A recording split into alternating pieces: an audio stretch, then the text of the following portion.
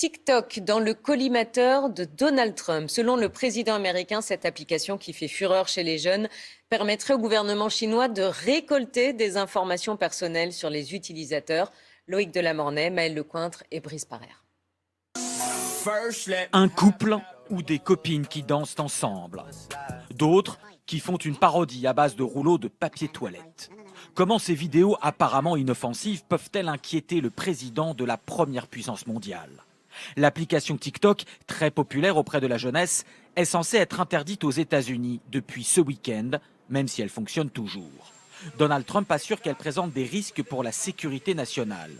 Est-elle différente techniquement des Facebook, Twitter et autres Instagram ? Nous avons posé la question à cet expert. Les applications de réseaux sociaux, globalement, effectivement, accèdent à l'ensemble des contenus du téléphone. L'application TikTok a accès à tout ce qui est contenu multimédia, donc que ce soit l'audio, la vidéo, donc les caméras frontales, les caméras externes, l'ensemble du micro. Elle a accès aussi à votre carnet d'adresse et elle a accès à l'ensemble du stockage du téléphone. TikTok, même si elle s'améliore, a quand même des risques en termes de gestion de la vie privée, en termes de vie privée pour les données personnelles des utilisateurs de TikTok.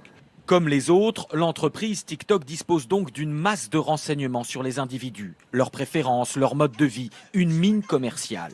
L'application est aussi très utilisée par les jeunes militaires et peut fournir indirectement des renseignements sur des équipements ou des installations de l'armée.